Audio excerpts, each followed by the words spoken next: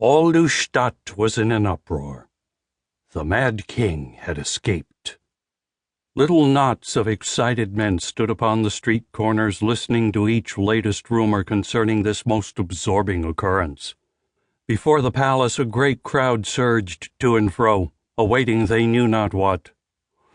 For 10 years, no man of them had set eyes upon the face of the boy king who had been hastened to the grim castle of Blentz upon the death of the old king, his father.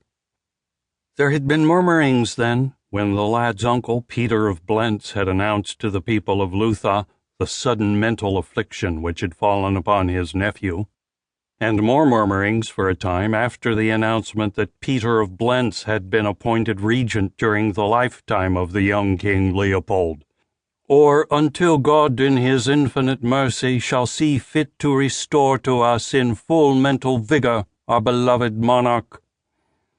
But 10 years is a long time. The boy king had become but a vague memory to the subjects who could recall him at all. There were many, of course, in the capital city, Lutha, who still retained a mental picture of the handsome boy who had ridden out nearly every morning from the palace gates beside the tall martial figure of the old king, his father, for a canter across the broad plain which lies at the foot of the mountain town of Lutha. But even these had long since given up hope that their young king would ever ascend his throne, or that they should see him alive again.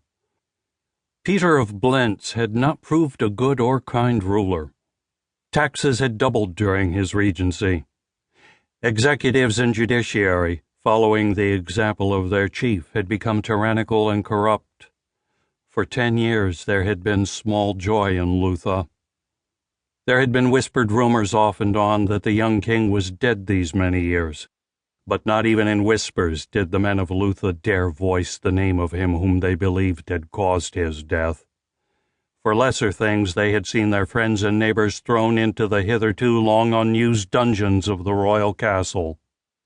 And now came the rumor that Leopold of Lutha had escaped the castle of Blentz and was roaming somewhere in the wild mountains or ravines upon the opposite side of the plain of Lutha. Peter of Blentz was filled with rage, and possibly fear as well.